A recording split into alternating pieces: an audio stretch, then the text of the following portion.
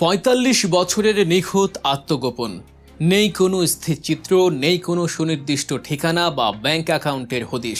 অথচ ৪ দশকেরও বেশি সময় ধরে দেশের ইতিহাসের সবচেয়ে বড় একটি হত্যাকাণ্ডের আসামিকে ধরা যাচ্ছিল না। কিন্তু এই দীর্ঘ অদৃশ্য দেয়াল নিমেষেই ভেঙে পড়ল আধুনিক প্রযুক্তির কাছে।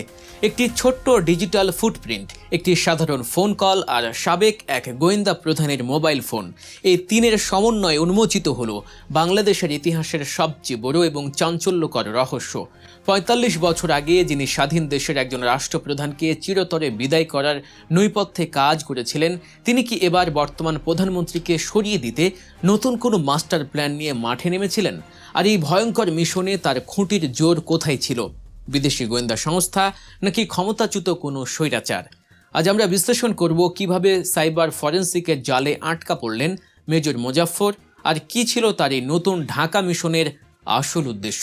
ঘটনার শুরুটা একটু পেছনে থেকে করা যাক। আন্তর্জাতিক অপরাধ ট্রাইব্যুনালের একটি মামলায় গত মার্চ মাসে গ্রেফতার হন সামরিক গোয়েন্দা সংস্থা ডিজিএফআই এর সাবেক প্রধান মাসুদ উদ্দিন চৌধুরী। গ্রেফতারের পর স্বাভাবিক আইনি প্রক্রিয়ার অংশ হিসেবেই তার ব্যক্তিগত মোবাইল ফোনটি জব্দ করে আইনশৃঙ্খলা রক্ষাকারী বাহিনী। এরপর সেই মোবাইল ফোনের ফরেন্সিক ডাটা অ্যানালাইসিস করতে গিয়েই তদন্ত কর্মকর্তাদের চোখ রীতিমতো কপালে ওঠে। বেরিয়ে আসে এমন এক চাঞ্চল্যকর তথ্য যা পুরো দেশের পলিটিক্যাল এবং ইন্টেলিজেন্স ল্যান্ডস্কেপকে কাঁপিয়ে দেওয়ার জন্য যথেষ্ট। ফরেন্সিক ল্যাবে মাসুদ উদ্দিন চৌধুরীর ফোনের ডাটা রিকভারি করার পর গোয়েন্দারা একটি অদ্ভুত প্যাটার্ন লক্ষ্য করেন। তার কল লিস্ট এবং মেসেজিং অ্যাপগুলোতে জন্ডো নামের একটি ছদ্মনামেই কন্ট্যাক্ট থেকে নিয়মিত যোগাযোগ করা হতো। বিশ্লেষণে দেখা গেছে গত 2 বছর ধরে এই জন্ডো নামের রহস্যময় ব্যক্তির সাথে মাসুদের অত্যন্ত নিবিড় যোগাযোগ ছিল। বিষয়টি আরও সন্দেহজনক হয়ে ওঠে যখন মাসুদের গ্রেফতারের পরেও এই জন্ডো থেমে থাকেনি। যে মাসুদের ব্যক্তিগত সহকারী ফারুকের সাথেও নিয়মিত যোগাযোগ রক্ষা করে চলছিল। কিন্তু কে এই জন্ডো? কেনই বা সে একজন সাবেক ইন্টেলিজেন্স চিফের সাথে এত গোপন কোড ব্যবহার করে কথা বলতো? গোয়েন্দারা সর্বাধুনিক ওপেন সোর্স ইন্টেলিজেন্স এবং সিআইডির অ্যানালাইসিসের মাধ্যমে অবশেষে নিশ্চিত হন যে এই জন্ডো আর কেউ নন। তিনি হলেন ৪৫ বছর ধরে ফেরার থাকা সেই মেজর মোজাফফর। ফরেন্সিকের বিশেষজ্ঞদের বিশ্লেষণ অনুযায়ী মোজাফফর বিদেশি বিভিন্ন থার্ড পার্টির অ্যাপ্লিকেশন যেমন হোয়াটসঅ্যাপ এবং ভাইবারের অত্যন্ত সিক্রেট কিছু গ্রুপ ব্যবহার করতেন। গ্রুপগুলো ছিল সম্পূর্ণ বেনামি এবং সেখানে বিক্ষিপ্ত কিছু ইংরেজি কোড ব্যবহার করা হতো। কিন্তু ডিজিটাল দুনিয়ায় অপরাধীরা যতই সতর্ক হোক না কেন, টেলিকম অপারেটরদের অ্যান্ডিং সাইট থেকে এক্সপোর্ট করা ডাটা কখনো মিথ্যা বলে না। এই কল ডাটা রেকর্ড বা সিডিআরের মধ্যে কেবল ভয়েস কলই ছিল না, এর সাথে এসএমএস, কন্টেন্ট, ভৌগোলিক অবস্থান, বিটিএস টাওয়ারের সিগন্যাল এবং অফলাইন অনলাইন মুভমেন্ট অত্যন্ত পুঙ্খানুপুঙ্খভাবে উঠে আসে। আর এই সূত্র ধরেই সিআইডি খুঁজে পায় সেই মেজরের মেয়েকে, যিনি একটি টেলিকম কোম্পানিতে কর্মরত ছিলেন। তার মেয়েকে অনুসরণ করেই শেষ পর্যন্ত গোয়েন্দারা পৌঁছে যান মেজর মোজাফফরের গোপন আস্তানা পর্যন্ত। এই গ্রেফতারের ঐতিহাসিক গুরুত্ব বুঝতে হলে আমাদের ফিরে যেতে হবে ১৯৮১ সালের ৩০ মে। চট্টগ্রামের সার্কিট হাউসে ঘটে যায় বাংলাদেশের ইতিহাসের সবচেয়ে মর্মান্তিক ট্র্যাজেডি। তৎকালীন রাষ্ট্রপতি জিয়াউর রহমানের সেই আকস্মিক হত্যাকাণ্ড পুরো দেশকে এক গভীর শূন্যতার দিকে ঠেলে দিয়েছিল। সেই কালো রাতে সার্কিট হাউসের রাষ্ট্রপতির খুব কাছেই অবস্থান করছিলেন এই মেজর মোজাফফর। তিনি ওই হত্যা মামলার ৬ নম্বর আসামি ছিলেন। কিন্তু পরবর্তীতে সামরিক আদালতে বিচার প্রক্রিয়া শুরু হওয়ার ঠিক আগেই অত্যন্ত সুকৌশলে তিনি গায়েব হয়ে যান। দীর্ঘ ৪৫ বছর পর সেই পলাতক মোজাফফর আজ ঠিকই সেনা হেফাজতে বন্দী। তবে গোয়েন্দাদের অবাক করেছে মোজাফফরের সাইবার আচরণের অদ্ভুত পরিবর্তন। বিশ্লেষণে দেখা গেছে বিগত ফ্যাসিবাদী সরকারের আমলে মোজাফফর এবং মাসুদের মধ্যকার যোগাযোগটি ছিল অনেকটাই ওপেন। তারা এতটাই ওভার কনফিডেন্ট ছিলেন যে কেবল অনলাইন অ্যাপই নয়, জেনারেল লাইন টেলিফোনেও তারা নিয়মিত কথা বলতেন। তৎকালীন প্রশাসনের ছত্রছায়ায় তারা নিজেদের ধরা ছোঁয়ার বাইরে মনে করতেন। কিন্তু ৫ই আগস্টের রাজনৈতিক পট পরিবর্তনের পর তাদের সেই সাইবার আচরণ পুরোপুরি বদলে যায়। মোজাফফর যখন নিজের ডিজিটাল আইডেন্টিটি লুকাতে হাই অ্যান্ড ভিপিএন ব্যবহার করতে শুরু করেন এবং ছদ্মনামের আড়ালে পুরোপুরি হাইড হয়ে যাওয়ার চেষ্টা করেন, কিন্তু ততদিনে যা ক্ষতি হওয়ার তা হয়ে গেছে। আগের সেই 2 বছরের ওপেন সিডিআর ডাটাই মূলত গোয়েন্দাদের হাতে তার আসল লোকেশন তুলে দেয়। এখন সবচেয়ে বড় প্রশ্ন হলো, বাবার পর এবার কি বর্তমান প্রধানমন্ত্রী তারেক রহমানকেই দুনিয়া থেকে শেষ করতে দেশে এসেছিলেন খুনি মোজাফফর? 2026 সালে নির্বাচনের পর দেশের রাজনৈতিক মানচিত্র সম্পূর্ণ পাল্টে যায়। প্রধানমন্ত্রী হিসেবে তারেক রহমানের স্বদেশ প্রত্যাবর্তন এক নতুন যুগের সূচনা করে। কিন্তু এত বিপুল জনপ্রিয়তার পরেও একটি অদৃশ্য বিপদের কালো ছায়া যেন প্রতিনিয়ত তাড়া করে বেড়াচ্ছিল এই নেতৃত্বকে।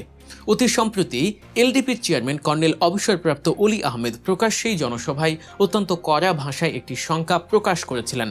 তিনি স্পষ্টভাবে জানিয়েছিলেন, যে কোনো মুহূর্তে বর্তমান প্রধানমন্ত্রীকে চিরতরে সরিয়ে দেওয়ার একটি গভীর ষড়যন্ত্র চলছে। ক্ষমতার স্বার্থে তিনি প্রধানমন্ত্রীকে ঢাকার বাইরে রাত্রি যাপন করতেও কঠোরভাবে নিষেধ করেছিলেন।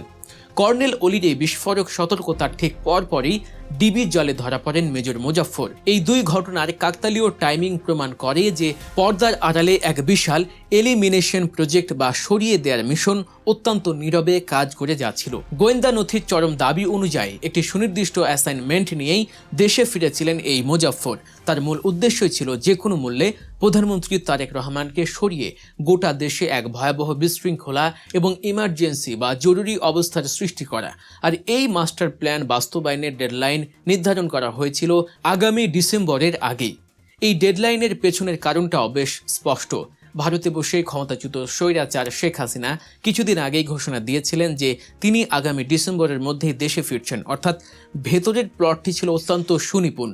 দেশের ভেতরে থাকা স্লিপার সেল তাদের চূড়ান্ত মিশন সফল করবে, আর সেই বিশৃঙ্খলার সুযোগ কাজে লাগিয়েই পতিত স্বৈরাচার এবং তার দোসররা পুনরায় ক্ষমতা দখলের রাজকীয় মঞ্চে অবতীর্ণ হবে।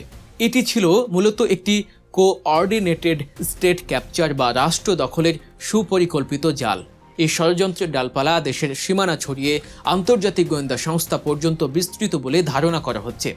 তারেক রহমান ক্ষমতায় আসার পর থেকেই দক্ষিণ এশিয়ার ভূ রাজনীতিতে এক বিশাল ভূমিকম্প তৈরি হয়েছে।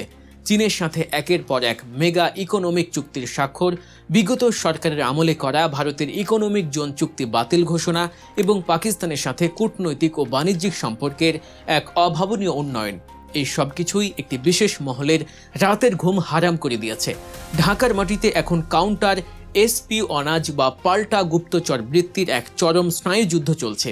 ওপার বাংলার বিশেষ গোয়েন্দা সংস্থার এজেন্টরা যখন তৎপর হওয়ার চেষ্টা করছে, ঠিক তখনই কাউন্টার ইন্টেলিজেন্স হিসেবে পাকিস্তানের অত্যন্ত শক্তিশালী গোয়েন্দা সংস্থা আইএসআই পর্দার আড়ালে চরম অ্যাক্টিভ ভূমিকা পালন করছে বলে আন্তর্জাতিক বিশ্লেষকরা মনে করছেন। আর এই দুই পরাশক্তির চরম গোয়েন্দা যুদ্ধের মধ্যেই ফসকে যায় প্রতিপক্ষের পুরো চাল। তাদের বিশেষভাবে ট্রেনিং প্রাপ্ত এই স্লিপার সেল মোজাফফর শেষ পর্যন্ত ডিবির অত্যন্ত নিখুঁত আধুনিক ফরেন্সিক ফাঁদে ধরা পড়ে যান।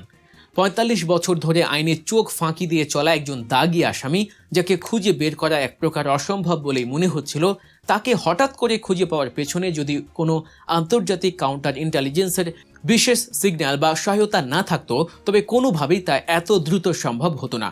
মোজাফফরের এই পতন প্রমাণ করেছে ষড়যন্ত্রের জাল যতই গভীর হোক না কেন, সার্বভৌমত্বের ঢাল তার চেয়েও অনেক বেশি শক্তিশালী। আগামী দিনের গভীর তদন্ত এবং আইনি প্রক্রিয়ার মাধ্যমে এই স্লিপার সেলের আরও কতগুলো জট খোলে, এখন পুরো দেশের নজর সেদিকেই। ৪৫ বছর পর ধরা পড়া এই মোজাফফরের মিশন এবং ডিসেম্বরের ডেডলাইন নিয়ে আপনার কি মনে হয়? প্রযুক্তি কি এখন অপরাধীদের জন্য সবচেয়ে বড় আতঙ্কের কারণ হয়ে দাঁড়িয়েছে, নাকি এর পেছনে লুকিয়ে আছে অন্য কোনো ভূ রাজনৈতিক সমীকরণ? আপনার গুরুত্বপূর্ণ মতামত অবশ্যই কমেন্ট করে জানাবেন। এমনই সব বিশ্লেষণধর্মী এবং চাঞ্চল্যকর খবর পেতে গল্প নিউজ চ্যানেলটি সাবস্ক্রাইব করুন এবং বেল আইকনটি বাজিয়ে রাখুন। দেখা হচ্ছে পরবর্তী কোনো ভিডিওতে। আল্লাহ হাফেজ।